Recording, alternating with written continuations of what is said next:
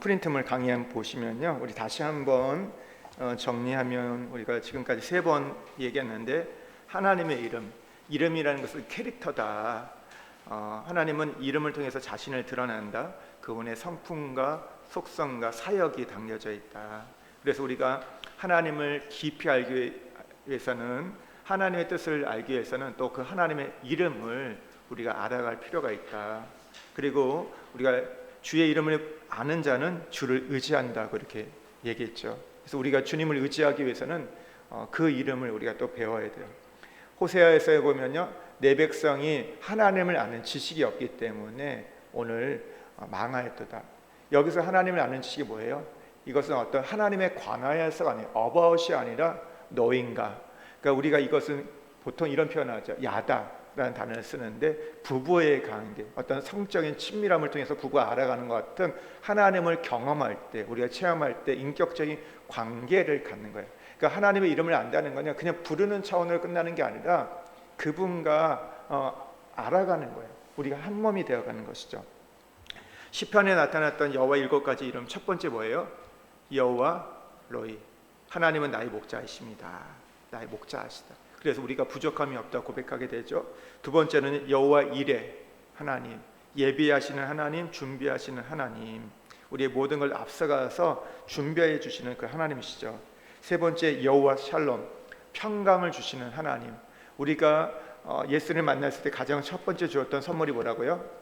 평안이에요. 안식이에요.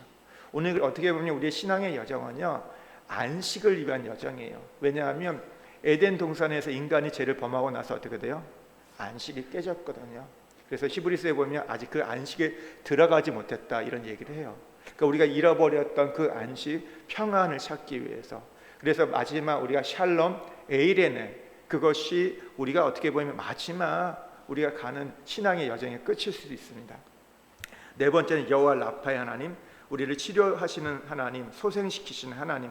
우리를 치료하는데 우리의 어떤 육신의 질병도 고치실 뿐만 아니라 우리의 마음과 영혼의 것도 살리시는 하나님이세요. 소생시키는 거예요.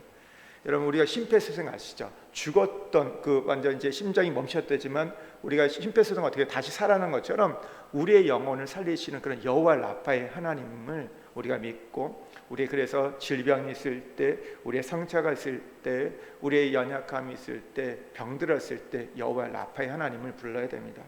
또 하나님 어떤 분이세요? 다섯 번째는요, 여호와 시누케도, 여호와는 나의 의가 되세요. 그 하나님이 내가 의가 되시기 때문에 우리가 하나님 앞에 나갈 수 있는 겁니다.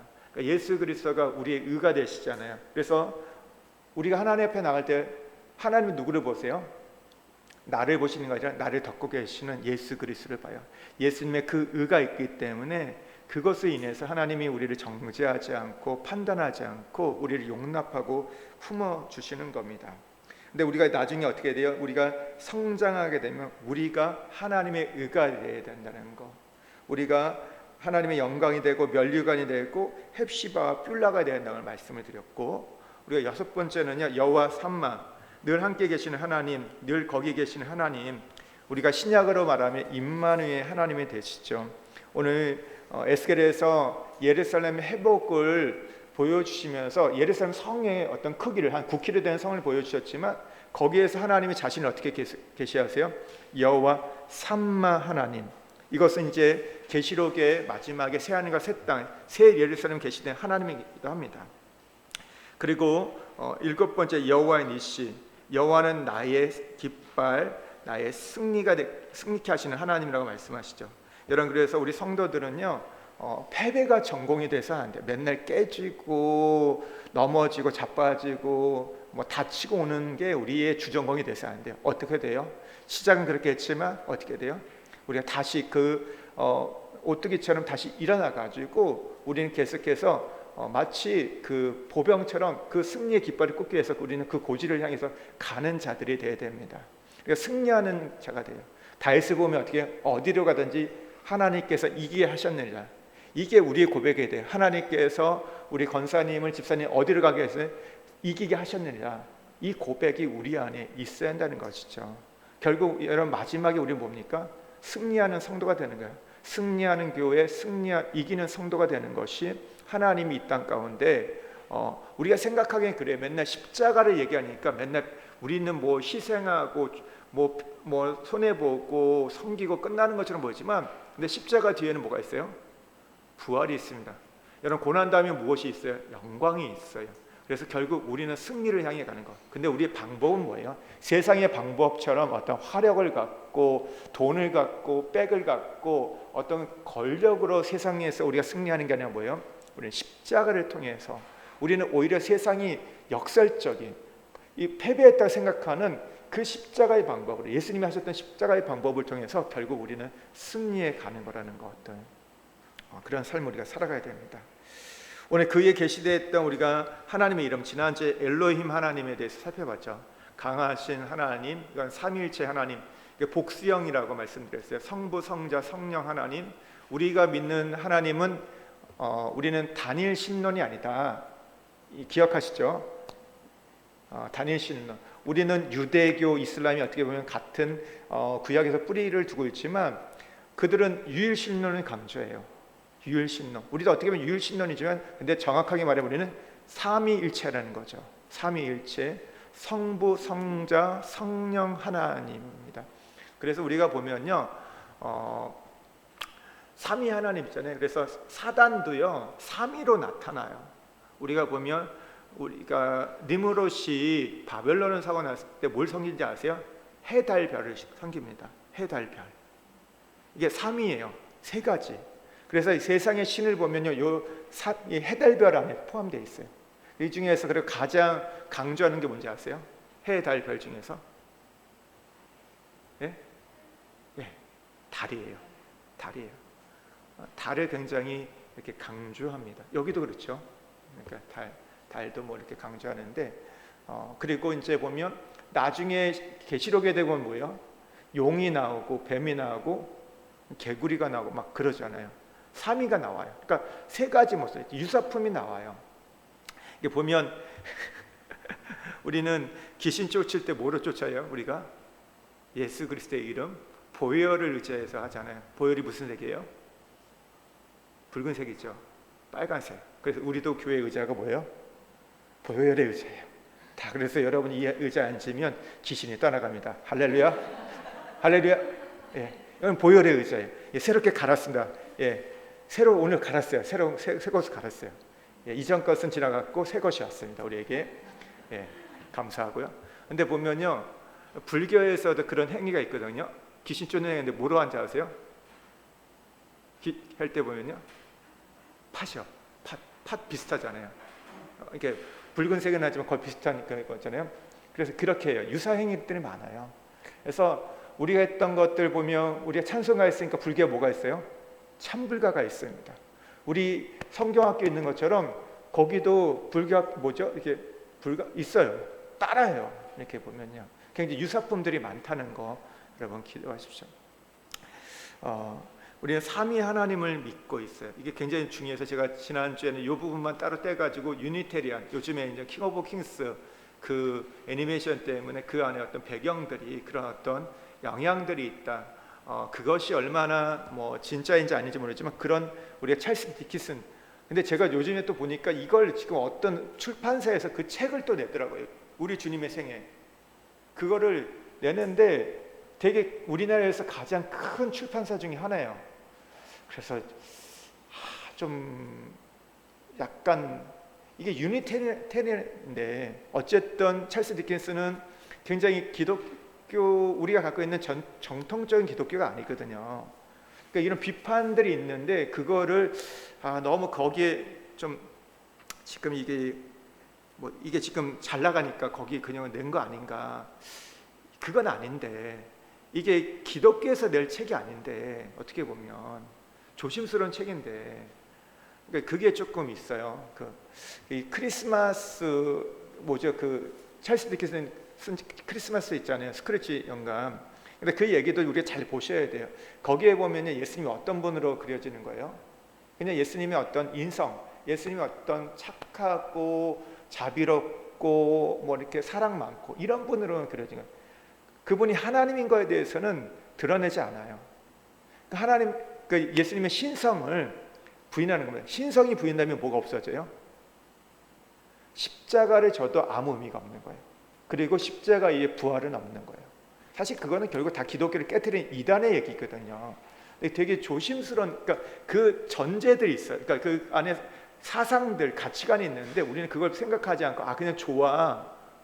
근데 그걸 쓸 때 우리가 그냥 좋다고 우리가 볼 때는 그러니까 단면적 어떤 좋을 수 있지만 그 안에 들어가면 전혀 다른 얘기가 될 수 있다. 우리가 그걸 조심하셔야 돼요. 여러분 기독교하고 여러분 우리가 공산주의, 사회주의가 차이가 뭐예요? 둘 다 사도행전 2장과 4장 얘기를 하는데 그것에 대해서 자기 것을 나누었더라. 그래서 우리가 이 사회주의나 공산주의가 사도행전의 말씀을 기반을 하고 무엇을 강조합니까? 평등을 강조하잖아요. 그리고 어떤 분배를 강조하잖아요. 근데 차이가 뭐예요? 기독교는 자발적으로 이루어진 거예요. 성령이 임하심으로 그들이 유무상통했던 거예요. 기쁨으로 나눴던 거예요. 근데 사회주의는 뭐예요? 공권력을 갖고 빼앗는 거죠. 강제적으로 빼앗아 가지고 분배한다. 그리고 평등한다. 근데 보면 어떻게 돼요? 위에 사람들이 다 해먹잖아요. 그렇지 않아요? 밑에 사람은 다 가난해요. 지금 사회주의, 공산주의에서 잘 사는 나라가 어디 있습니까? 다 보면 부정부패가 더 심하고 위에 사람들 강압과 그래서 빼앗고 그런 일들이 있죠. 그러니까 그런 부분들에서 우리가 좀 조심할 필요가 있어요. 그러니까 하도 요즘에는요 이 뒤섞여 있어가지고요. 그러니까 어떻게 보면 굉장히 이게 혼미해요. 그러니까 마지막 시대에 갈수록 혼미하고 미혹의 영이 역사합니다. 그래서 정신 차려야 돼요. 안 그러면 정말 코베어가는 시대가 이 시대잖아요. 훅 하다가 이렇게 뭐가 없어지고 빼앗기고 하는 것처럼. 그러니까 영적으로 마찬가지예요. 그러니까 우리가 세상이 이 AI로 인해서 굉장히 뭔가 빨라진다 하는데 그것이 세대의 어떤 정보하고 어떤 과학만이 아니라 영적으로도 굉장히 그렇게 침체하는 부분들이 굉장히 많을 겁니다. 그래서 이 부분들을 깨어서 잘 그냥 다 좋다 해서 받아들일 게 아닌 거예요. 이제는 우리가 조금 더 이제 분별해 가야 되는 것 같아요. 더. 왜 그러냐면 우리가 청년일 때보다 지금은 더 많은 정보들이 쏟아지기 때문이에요. 너무 많은 것들이 쏟아지고 또 유명세를 갖고 오기 때문에 그런 부분을 잘 분별하며, 그래서 어떤 분은 아예 관심을 갖지 말아야 하는데 그것도 아니에요. 무관심한다고 되는 것도 아니에요. 깨어서 분별해 가야 되는 게 이제 우리가 어떻게 보면 마지막 세대를 살아가는, 종말을 살아가는 성도들의 영적인 무장이 있고 영적인 삶이 된다는 거죠. 이제 오늘 두 번째 이제 살펴보겠습니다. 엘샤다이의 하나님, 전능하신 하나님. 먼저 엘로이 하나님은 창세기 1장 1절 성경 구절을 지난주에도 봤는데 그걸 기본을 보시고요. 엘샤다이 하나님은 창세기 17장 1절이에요. 한번 찾아보겠습니다. 성경을 오늘 좀 부지런히 찾아보겠습니다. 네, 그래서 수요 예배 때는 성경 안 가져오시면 안 돼요. 꼭 가져오세요. 성경 가져오시고요. 창세기 17장 1절 말씀 한번 같이 읽겠습니다. 아브라함이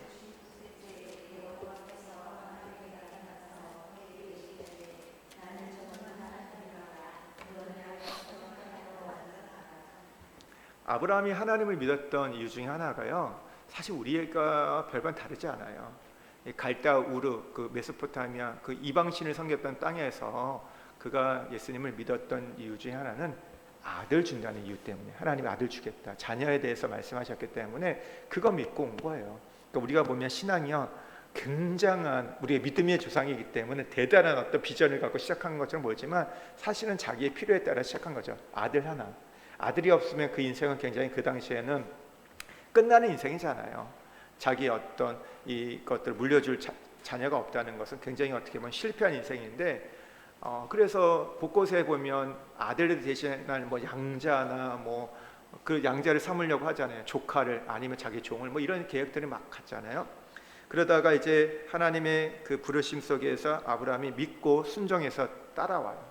그러면서 창세기 15장에 보면 하나님께서 아브라함에게 하늘의 별과 바다의 모래를 보여주면서 네 후손이 이렇게 많을 거라고 약속을 하세요. 근데 그거잖아요. 아무리 많이 줘도 뭐예요? 우리 그러잖아요. 내가 너희 100억을 줄게. 이렇게 약속을 해요. 그럼 뭐라고요? 1억이라도 가져와 봐. 눈앞에 100억은 나중에 문제고 1억이라도 가져와 봐. 이렇게 얘기하잖아요. 근데 지금 하나님 약속을 하셨는데 아브라함이 성경에 보면 갈대우르에서 한 70세, 하란에서 한 75세 정도에 떠났다고 얘기를 합니다. 그러고 있는데도 보면 99세가 가까이 85세가 됐는데도 한 10년이 15년이 지났는데도 하나님이 안 주세요. 그러니까 어떻게 해요? 안 되나 보다. 나도 이제 85세, 아내도 75세. 이제 보니까 생리적으로는 더 이상 경수가 끊어져 가지고 아내는 이제 자연 임신이 불가능한 것 같아. 그러니까 어떻게 해요? 그 옆에 있던 여종 하가를 취하잖아요. 그래서 어떻게 돼요? 자녀를 낳습니다. 그 자녀의 이름이 이스마엘입니다. 이스마엘을 낳잖아요. 이스마엘을 낳으니까 어떻게 하나님 굉장히 화가 나시죠. 그래서 하나님께서 한 13년 가까이 침묵을 하세요. 그리고 나서 99세 때 이제 한 13년 정도 흐르고 났을 때 하나님이 아브라함에게 다시 나타나서 자기를 계시하는데 뭐라고 말씀하세요? 나는 전능한 하나님이다. 너는 내 앞에서 행하여 완전하라고 말씀하세요. 이 전능한 하나님이 바로 에시엘대 하나님인데요. 이 에시엘대 하나님은 단순히 어떤 능력의 하나님이 아니라 따뜻한 가슴으로 능력을 행하시는 기적의 하나님임을 표현하는 겁니다. 샤다이라는 단어는요, 어근이 샤드예요. 샤드인데 이 뜻이 뭐냐면 본래 어머니의 젖가슴, 깊은 계곡이 있는 깊고 높은 산을 뜻하는 거예요. 그러니까 따뜻한 가슴. 우리가 어떻게 아이들이 여러분 갓난아기 애들이 울다가도 어디에 들어가면 안 울어요? 엄마의 품 안에. 엄마가 그렇게 안아줄 때, 가슴으로 안아줄 때 어떻게 돼? 아이들은 세곤세곤 자는 걸 보게 됩니다. 그러니까 그런 따뜻한 가슴을 갖고 오늘 우리에게 능력을 행하시는 하나님이 바로 전능하신 하나님이에요. 욥기에 가장 많이 나왔습니다. 구약 48회 중에서 욥기에서 31번이 사용되었어요. 세 번째는요, 여호와 하나님의 스스로 계시는 하나님이에요. 우리가 이거를 보면 신약에서 요한복음에 보면 예수님께서 자기 선언이 나오잖아요. 에고 에이미. 그래서 나는 뭐뭐이다. 나는 뭐라고 하시죠? 나는 부활이다. 나는 생명의 떡이다. 나는 문이다. 나는 구원이다. 그러니까 얘기를 하시잖아요. 나 길이요 진리요 생명이다. 이런 얘기하신 것처럼 오늘 여호와라는 것은 하나님이 자기를 계시하는 것. 나는 나다. 스스로 계시는 하나님이라고 얘기하세요. 출애굽기 3장 14절에 보면요, 나는 스스로 있는 자니라. 그러니까 이스라엘 백성이 이제 400년 동안 이제 애굽에 종살이 하다가 모세를 통해서 하나님께서 이제 출애굽에 대해서 비전을 선포하시잖아요. 그래서 모세를 부르세요. 모세를 불러서 네가 이 백성들을 보내라. 이제 가나안 땅을 인도하라 할 때 뭐라고 얘기해요? 모세가 계속해서 거절해요. 어떻게 제가 할 수 있습니까? 이게 전 말도 못하고 하는데, 무엇보다 여기에 보면 애굽은 다신론 있잖아요. 수많은 신이 있는데 하나님 당신을 뭐라고 소개합니까? 뭐라고 얘기해요? 하나님 이름 뭐예요? 라고 얘기해야 돼요. 물어봤을 때 나는 스스로 있는 자니라. 그러니까 그때 하나님 자기 이름을 계시했던 거예요. 그래서 구약에서는요, 이 여호와가 야훼라고도 쓰이는데 야훼가 조금 더 가깝다 이렇게 성경학자들은 얘기하는데 6823번 등장합니다. 많이 등장하죠. 어떻게 보면 가장 많이 쓰이는 단어가 여호와, 야훼. 그래서 어떤 분은 또 해석하기를 이 여호와 야훼를 성자 하나님이라고 이렇게 해석하는 분도 있어요. 근데 그거는 조금 학자들마다 좀 의견이 있다 보니까 어쨌든 여호와의 이름을 드러냈는데, 우리가 이 엘샤다이 하나님과 이제 여호와 하나님을 좀 차이를 보려고 하는데요. 출애굽기 6장 2절에서 3절 말씀 한번 보실래요? 출애굽기 6장 2절에서 3절. 제가 예전에 이 출애굽기를 우리가 공부할 때 제가 이거 얘기를 했었던 건데 기억나실지 모르겠어요. 한번 다시 보겠습니다. 6장 2절 3절 함께 읽겠습니다. 하나님이 나는 여호와니라.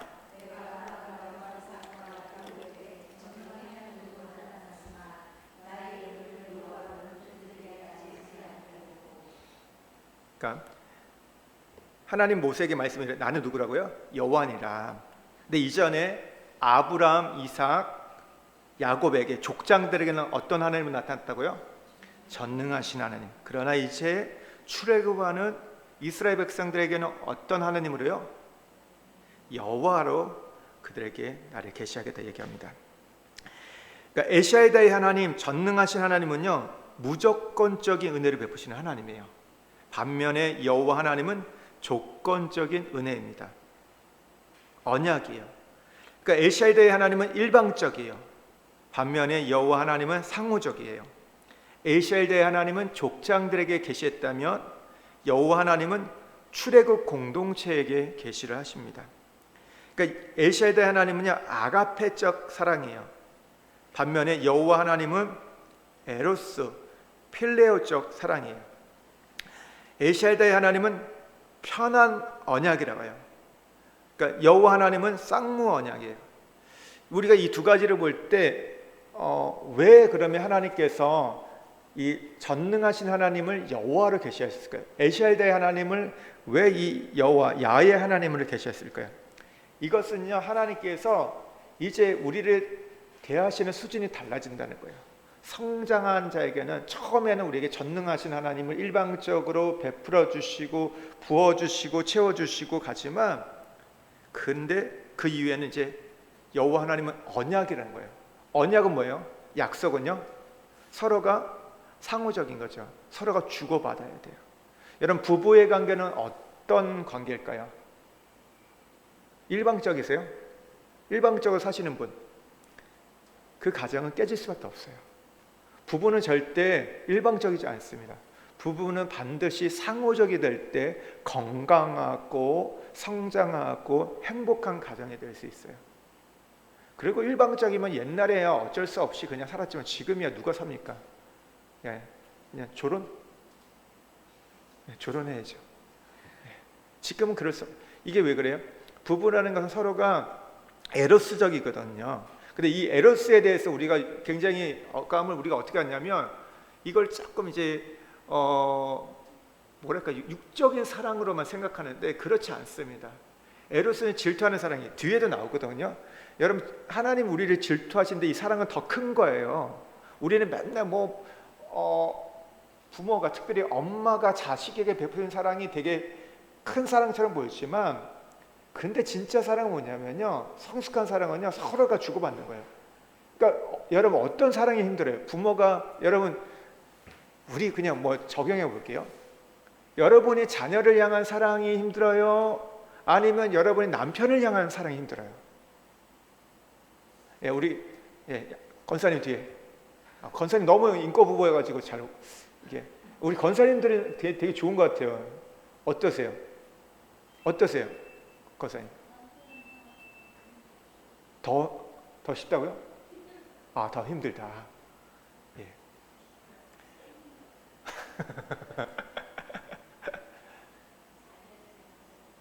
예, 우리는 자녀를 사랑하면 그냥 내리 사랑해서 그냥 가잖아요. 가는데 남편을 향한 사랑은 그냥 가야 안 가요? 내가 결단해야 되고 어쩔 때 입을 꽉 물어야 되고 막 이러지 않아요. 결코 쉽지가 않아요. 그리고 나만 주면 돼요? 안 돼요? 받아야 돼요. 자녀들은 받지 않아도 좋아요. 그냥 내가 줄 수 있다는 거, 내가 얘가 옆에 가 있다는 것만도 막 좋고 행복하고 달려가고 싶잖아요. 지금 달려가고 싶잖아요. 미국도 달려가고 싶고 거기 옆에 가고 싶고 내가 거기서 살고 싶고 하는데 여기는 어때요? 내가 결단해야지만 여기 있을 수 있는 거예요. 이렇게 살 수 있고. 근데 어떤 사랑이 더 큰 사랑이고 더 깊은 사랑이에요? 더 많은 것을 지불하는 사랑이에요? 부부의 사랑이거든요. 하나님은 우리에게 여호와 하나님으로 계시했다는 그거예요. 이제 너와 나의 사랑은 그런 사랑이야. 이제 내가 너에게 그냥 일방적으로 베푸는 그 사랑 내가 이제는 스톱할 거야. 주고받기 원해. 근데 많은 사람들이 이걸 싫어해요. 하나님 더 깊은 단계로 우리를 인도하는데 우리는 뭐라고 맨날 해요? 하나님 계속 주세요. 나 이렇게 나 그냥 받고 싶어요. 근데 그건 족장들에게만 그랬어요. 족장은 아직 민족이 되지 않았죠. 근데 민족이 되었을 때 어떻게 해요? 이들이 이제 하나님의 약속의 땅을 이루어서 하나님의 나라를 이루어가기 위해서는 그렇게 해서는 갈 수가 없어. 너희들이 나와 함께 이제 언약을 맺어갈 때, 상호적이 될 때 이제 가는 거예요. 그러다 보니까 어때요? 그때는 그냥 가만히 있어 막 주지만 이제 조건적으로 이게 보면 참 우리가 하나님이 하나를 주시는 거예요. 하나씩 서 주고받는. 근데 실제로는 우리가 하나를 하면 하나님 열을 주시죠. 그러니까 이렇게 주고받는 거예요. 그래서 우리 끌어올리는 거예요. 수준을요. 그러니까 우리가 어린아이 수준에서 장성한 분량에 이르게 한다. 그게 여호와 하나님인 거예요. 우리가 갖고 있었던 참새의 어떤 시각, 참새는 뭐예요? 두더지 시각은 뭐예요? 맨날 파고 들어가고 그 아래 섞여 보이잖아요. 근데 하나님 우리의 시각을 어떻게 바꾸세요? 독수리 시각으로 바꿔요. 독수리는 어떻게 해요? 창곡을 나면서 굉장히 멀리 있는 수키로 떨어져 있는 것도 보는 거죠. 그러니까 우리를 그렇게 바꿔가시는 작업인 거예요. 그러니까 전능하신 하나님이 나에게 맞춰주셨어요. 내 조건에 다 맞춰주셨어요. 그러나 이제는 여호와 하나님이 되면 어떻게 해요? 내가 하나님 사랑에 맞춰가야 돼요. 이제 그 찾아가는 작업이에요. 그러니까 이게 좀 쉽지 않죠. 근데도 그걸 이제 우리에게 원하세요. 네 번째는요, 우리 보면요, 엘 올람, 영원하신 하나님이에요. 창세기 21장 33절 말씀 한번 찾아볼게요. 창세기 21장 33절.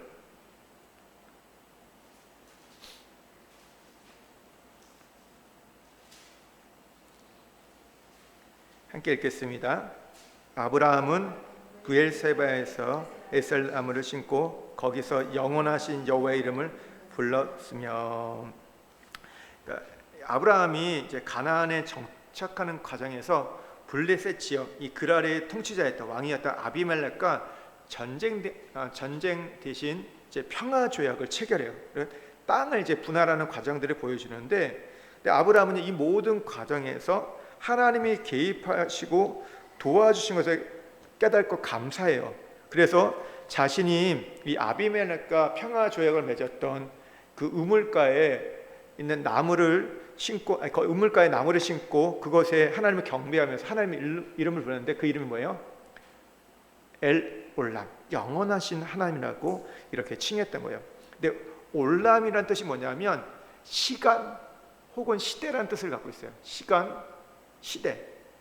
근데 이 문맥에서는요, 시간의 하나님이 아니라 시간을 초월해서 계시는 하나님이세요.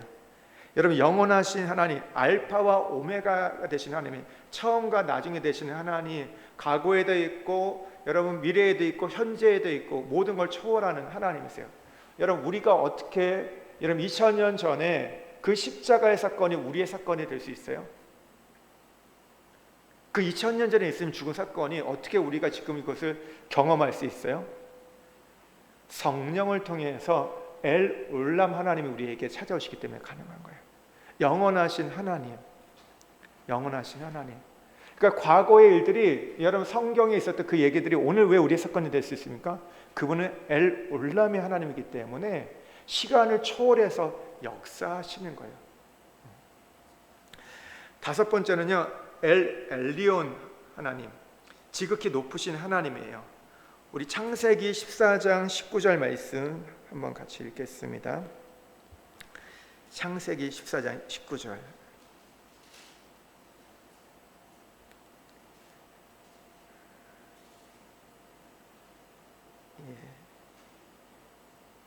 함께 읽겠습니다. 그가 아브라함에게 축복하여 이르되 천지의 주제이시여 지극히 높으신 하나님이 아브라함에게 복을 주옵소서. 아브라함의 조카 롯이 붙잡혀 갔을 때 자기의 집에 있는 군사 318명을 데려가서 이제 그 적들을 물리치고 구출해 옵니다. 근데 구출해 왔을 때 이 소돔 지역의 왕이 나타나서 아브라함을 친히 영접해요. 이때 하나님의 사람이 나타나는데 그분은 바로 하나님이 쓰시는 제사장 멜기세덱이었어요. 그래서 계산하는 이제 아브라함을 이 멜기세덱이 축복하는데, 그러면서 메시지를 전달해 줘요. 뭐라고 얘기해요? 그가 아브라함을 축복하여 이르되 천지의 주제이시여 지극히 높으신 하나님이여 아브라함에게 복을 주옵소서. 아브라함에게 복을 주는데 어떤 하나님이요? 지극히 높으신 엘 엘리온의 하나님, 우리 아브라함에게 친성을 받으실 분이 바로 엘 엘리온의 하나님인 것을 여기서 계시합니다. 여섯 번째 하나님 엘 깐난, 칸난. 발음도 안 되네요. 칸추할 때 칸이죠. 엘칸난 하나님, 이건 질투하시는 하나님이에요. 우리가 앞에서 여호와 하나님인 것도 좀 나는데, 출애굽기 34장 14절 말씀 한번 보실래요? 출애굽기 34장 14절.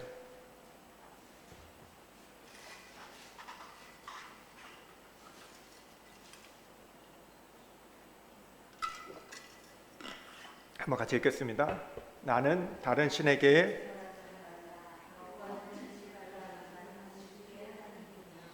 여호와는 질투라 이름하는 어떤 하나님이라고요?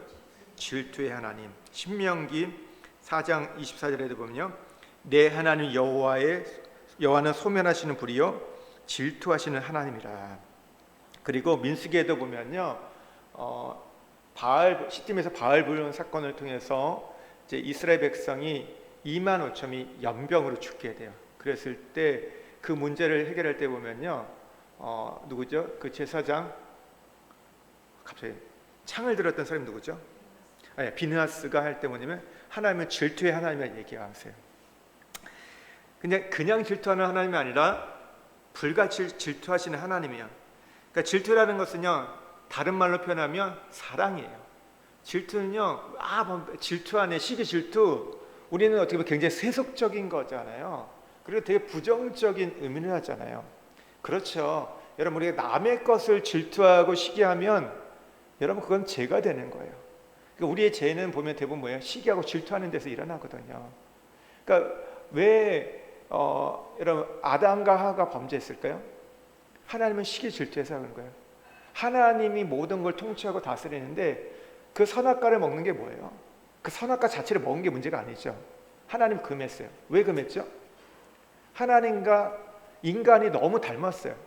근데 좀 하나 구분선, 경계선 필요하다. 그러니까 다 허락되는데 너 여기 있는 생명나무 다 먹어도 좋아. 하지만 이 선악을 알게 하는 나무는 먹으면 안 돼.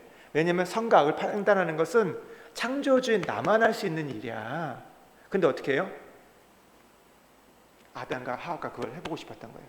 자기도 거기 그 선을 넘어버린 거죠. 시기하고 질투해서. 또 뭐예요? 사단이 뭐예요? 타락한 사단은 뭘 원했어요?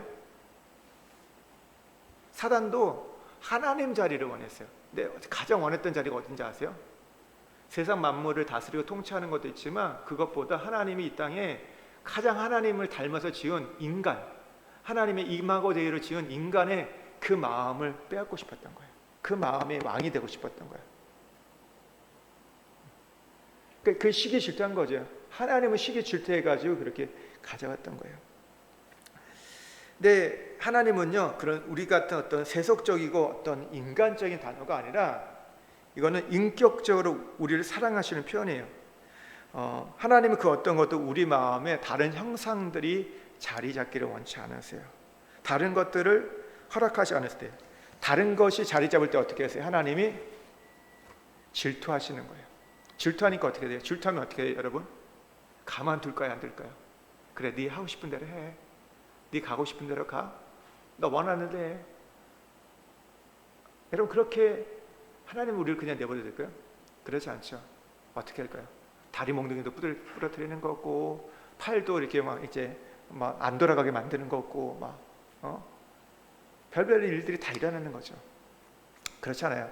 뭐 이러면 안 됐는데, 보세요. 부부가 있는데 남편이 바람을 펴요. 그럼 어떠실 것 같아요? 그래, 잘해, 잘 즐겨, 이렇게 하실 거예요? 그래, 괜찮아, 네가 나만 귀찮게 안 하면 돼, 이렇게 해요? 그 부분은 이미 깨진 부분인 거죠, 사실은. 이미 뭐 법적으로야 같이 뭐 있지만 뭐야, 쇼윈도 부부고 정서적으로는 이미 이혼한 부부잖아요. 등 돌린 부부잖아요. 정상적인 부부면 어떻게 돼요? 어떻게 돼요? 남편한테 좋은 말이에요. 그랬냐? 뭐 이렇게 그렇게 안 하죠. 어떻게 해요? 머리 잡았죠. 잡아가지고 별로 남지 않은 그 머리털 다 뽑아버리던지 그렇지 않겠어요? 그렇죠. 너무 리얼하게 얘기해도 아니, 그렇지 않겠어요? 제대로 된 부부면, 그러니까 뭐 그 실수도 어쨌든 그걸 그냥 보고 있을 뭐 부부가 어디 있겠어요. 질투잖아요.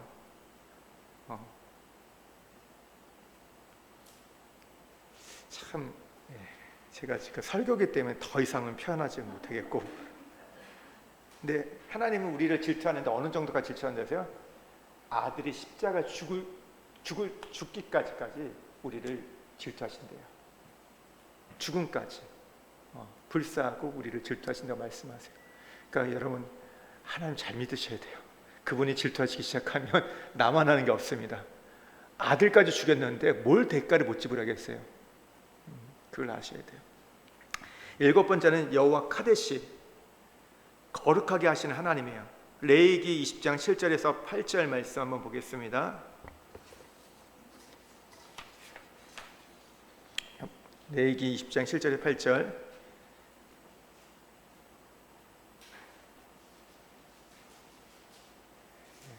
함께 읽겠습니다. 너희는 스스로 깨끗하게 하여 거룩할지어다. 나는 너희 하나님 여호와니라. 너희는 내 규례를 지켜 행하라. 나는 너희를 거룩하게 하는 여호와니라. 우리가 창세기를 보면, 창세기는요 인류 역사의 시작, 죄의 시작을 알려주는 책이에요. 출애굽기는요 이스라엘 백성이 노예된 상태에서 어떻게 해방되었는가, 해방을 기록해 놓은 책인데요. 그러니까 이거는 우리가 이 죄로부터 어떻게 자유와 해방을 받았는지 그 모습들을 우리에게 알려줍니다. 레위기는 그러면 죄로부터 해방된 사람들이, 죄로부터 구원받은 사람들이 어떻게 거룩해질 수 있는가. 그러니까 출애굽기는 구원이에요. 근데 구원받은 사람들이 그 다음에 어떻게 거룩해질 수 있는가가 이제 우리에게 답을 주는 게 레위기인데요. 그러니까 오늘 여기에 보면 카데시, 여호와 카데시는요 하나님의 자기를 계시하는 말씀이에요. 내가 거룩하니 너희도 거룩하라. 이 하나님의 속성이고 성품인데, 구약에 대표하는 하나님의 속성이 거룩이에요. 신약은 뭐라고 얘기했죠? 사랑이라고 얘기해요. 그러니까 하나님의 가장 그 속성을 우리가 많이 있지만 두 가지로 얘기하면 그거예요. 거룩과 사랑이에요. 그래서 구약에서는 내가 거룩하니 너희도 거룩하라. 신약에서 내가 사랑하니 너희도 사랑해라. 원수를 사랑하라. 이런 말씀을 하시잖아요. 우리가 거룩을 이뤄갈 수 있는가? 이 질문들이 많이 해요. 우리가 변화될 수 있는가? 여러분, 내가 변화될 수 있는 걸 믿으세요? 많은 사람들이 이 부분에서 의외로 많이 답을 못하고 고민해요. 정말 예수 믿으면 변화되는가? 변한 거는 그냥 교회는 가요. 주일날 그리고 성경책 들고 가요. 가서 예배는 드려요. 근데 이 사람이 정말 바뀌는가? 이 질문에 대해서 많이 하게 돼요. 근데 이 답을 로마서가 우리에게 답을 줍니다. 바울이 6장 13절에 보면요 답을 이렇게 말해요. 우리를 불의의 무기로 드리지 않고 의의 무기로 드릴 때 가능하다. 우리가 거룩을 이뤄갈 수 있다고 얘기해요. 이 거룩하다는 게 뭐예요? 구별하다, 분리하다는 것을 말씀을 드렸어요. 그래서 우리가 레위기 개론을 할 때 제가 조금 얘기했었는데, 우리가 어떤 시간의 구별, 장소의 구별, 우리 어떤 물질의 구별들, 이런 공간의 구별들에 대해서 좀 말씀을 드렸죠. 그러니까 세속적인 더러운 것에서 분리시키는 게 필요해요. 이 거룩이라는 건요. 8번째 여호와 체바오트, 만군의 여호와예요. 그러니까 시편 84편 1절에서 3절에 보면 하나님이 만군의 여호와라고 말씀하시고, 사무엘상 17장 45절에도 보면요 다윗이 골리앗과 싸울 때 뭐라고 얘기해요? 너는 칼과 단창을 갖고 나오지만 나는 만군의 여호와의 이름을 의지해서 나간다. 만군의 여호와의 이름. 성경에 보면 군대 이야기가 자주 나오거든요. 하나님을 군대를 거느리고 계시는 하나님을 소개해요. 그러니까 여호와 체바오트는 군대들의 주인, 사령관을 뜻하는 거예요. 그러니까 군대의 대장을 말하는 겁니다. 282번이 등장하는데, 그러니까 하나님은 천사들을 군대로 부리시는 분으로 묘사되는 거예요. 만군의 여호와. 그래서 우리가 싸울 때마다, 우리가 어떤 영적 싸움을 할 때마다 불러야 이름이 뭐예요? 만군의 여호와 하나님이요. 만군의, 그 이름에서 하나님 천군 천사를 보내어 주십시오. 미가엘 하나님 천사장을 보내어 주시고 하나님의 군대, 마하나임이 하나님의 군대를 보내어 주셔서 우리 앞에 있는 대적을 물리쳐 주십시오. 깨트려 주십시오. 그때 만군의 여호와 이름을 부르는 거예요. 아홉 번째는요, 여호와 멜렉, 왕이신 하나님. 이사야 32장 1절과 2절에 보면요, 보라 장차 한왕이 공의로 통치할 것이요 방백들이 정의로 다스릴 것이며, 이 말씀이 나온 것은 주전 8세기 한 730년경에 이스라엘의 유다 왕이 10번째 왕 아하스였어요. 그가 20살의 왕에 대해서 나라를 다스리는데, 아하스는 선왕이 아니잖아요. 악한 왕이에요. 그래서 온갖 악행을 저지릅니다. 대표적인 게 자기 아들을 산채로 몰렉 신에게 제물로 바쳐요. 인신 제사를 해요. 그리고 통치하고 있던 그 나라를 이제 우상 천지로 만듭니다. 그러다 보니까 뭐 지도자들도 그렇고 백성들도 다 영적으로 눈이 멀게 됐고 하나님의 심판을 받게 됩니다. 그때 이사야 선지자가 이런 백성들을 향해서 그래도 여전히 하나님이 이 백성을 긍휼히 여기신다, 그러면서 너희들에게 새로운 왕을, 새로운 리더십을 허락할 거라고 하나님이 약속하셨다면서 오늘 이사야 33장 1절 2절을 오늘 이야기했던 거예요. 보라 장차 한왕이 공의로 통치할 거다, 정의로 다스릴 거다. 공의와 정의의 왕이 있을 거다. 이 왕이 누구냐? 1차적으로는요 3대 지나서 13번째 왕이었던 아주 지혜롭고 현명한 히스기야를 가리키는 겁니다. 문자적으로는 그래요. 그런데 이것은 또 하나 누구 왕을 가리키는 걸까요? 바로 하나님이 친히 왕이 되어 이 땅에 오심으로 새 왕을 주시겠다는 메시아 예수 그리스도에 대한 약속인 거예요. 예수 그리스도가 우리의 왕이시라는 것, 왕으로 우리를 통치하고 다스릴 것들, 우리를 섬기고 보호할 것들을 말씀하세요. 10번째는요 여호와 오네수 추리. 여호와 추리 오네수, 이것은 우리를 지으신 하나님, 우리의 반석이신 하나님. 이 추리가요 반석이신 하나님이고, 오세누가 우리를 지으신 하나님이세요. 시편 95편 1절에 보면 오라 우리가 여호와께 노래하며 우리의 구원의 반석을 향하여 즐거이 외치자. 95편 6절에도 오라 우리가 굽혀 경배하며 우리를 지으신 여호와 앞에 무릎을 꿇자. 그러니까 이스라엘 백성들이 애굽에서 빠져나와 이 광야에서 시련을 겪어가면서 그 어려움, 고난의 시대를 회고하면서 받은 말씀이 바로 시편 95편이에요. 그 찬양인데, 그러니까 어려울 때일수록 하나님의 백성의 해야 할 일이 뭐냐면 주님 앞에 엎드려 경배한다는 것이죠. 우리가 하나님을 경배할 이유는 그분이 우리를 만드신 여호와 오세누기 때문에, 또 우리에게 힘을 주시고 붙잡아 주시는 여호와 추리의 하나님이시기 때문에 오늘 우리가 그분을 예배해야 된다, 이렇게 얘기하는 거죠. 그러니까 마지막 또 하나님의 이름이 뭐예요? 아도나이, 주님이신 하나님이에요. 시편 16편 2절 말씀 한번 볼까요?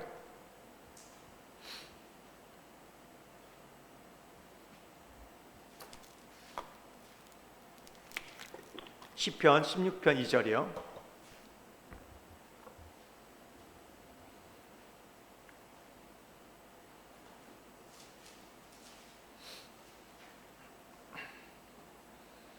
한번 같이 읽을게요. 내가 여호와께 아뢰되 주는 나의 주님이시오니 주밖에는 나의 복이 없다 했나이다. 다윗의 고백이죠. 우리는 하나님의 아들이신 예수 그리스도를 향해서 주님 주여라고 고백하죠. 우리 그래서 어때 보면 기도할 때도 뭐 주여 삼창하십시다, 주여 주여 하잖아요. 바로 그 주가 바로 아도나이예요. 그러니까 하나님의 보편적 이름이, 구약에 나타나는 하나님 이름이 아도나이세요.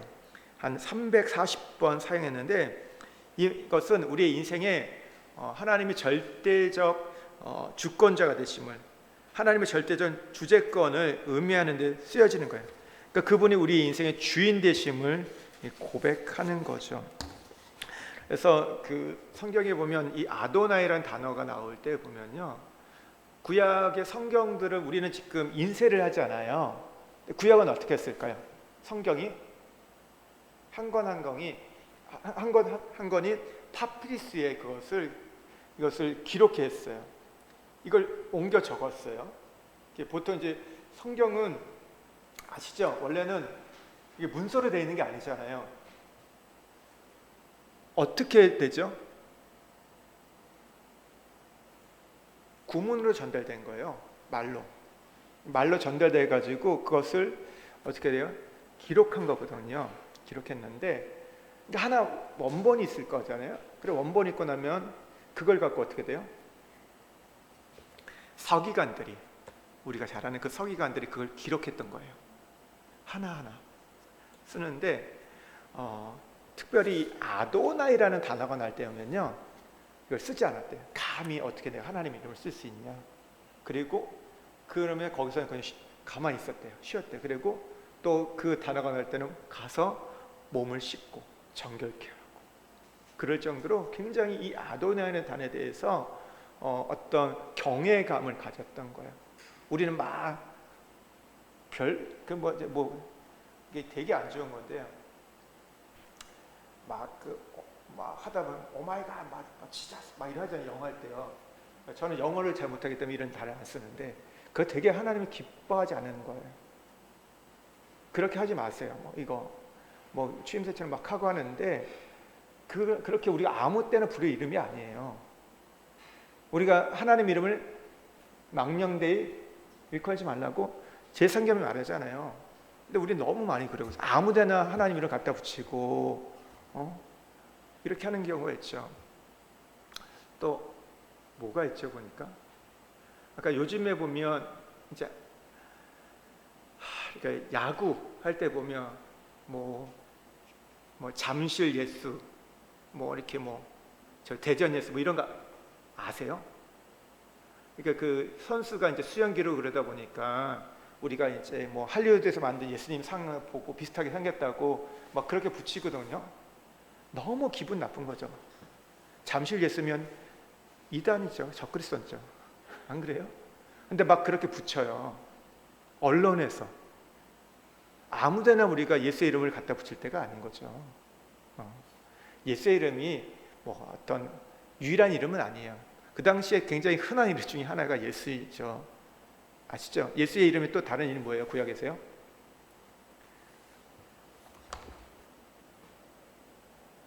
못 맞히면 밥 못 먹어요. 예수의 이름이 뭐예요? 우리가 잘 아는 여호수아, 그리고 호세아, 구원자라는 뜻이죠. 이름이지만, 그러니까 우리가 그렇다고 함부로 부를 이름은 아니에요. 함부로.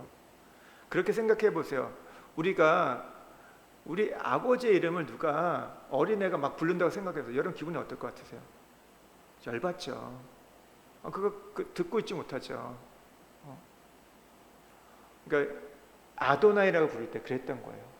구약의 이 믿음의 사람들은 굉장히 이 이름을 부를 때 신성하게 여겼고 굉장히 그 이름 앞에 엄숙했고 경건했고 자기를 싣고 정결케 했던 것들. 그러니까 우리가 그 이름을 부르는 것들은 굉장히 여러분 여기에는 우리의 어떤 신앙이 담겨져 있는 겁니다. 그래서 아무 때나 그래서 우리가 하나님의 이름을 갖다 붙이고 그래서는 안 된다. 혹시 자녀들이 그렇게 한다면 워낙 우리가 지금 보면 이게 매스컴에서 드라마나 그런 게 너무 많잖아요. 그렇게 영화 보면 맨날 그런 거 나오잖아요. 우리가 보면 미드 같은 거 보든지 아니면 영화 보면 다 그런 거 보통 그렇게 욕 나올 때 보면 같이 나오는데 꼭 보면 그런 거에 대해서 우리가 물들지 않도록 해야 돼요. 그 배우지 않도록 이렇게 조심해야 됩니다. 예, 오늘 여기까지 하겠습니다. 우리가 시편에 나왔던 7가지 이름과 그 외에 11가지 이름을 오늘 살펴봤고요. 이제 다음 주에 신약에 나타난 하나님의 이름 4가지를 좀 이렇게 살펴볼 거예요. 그러니까 신약에 있어서 이제 특별히 이제 예수 그리스도의 이름을 통해서 우리가 하나님의 이름을 이것이 얼마나 더 우리에게 중요한지를 다음 주에 좀 살펴보겠습니다. 예. 여기까지 하겠습니다.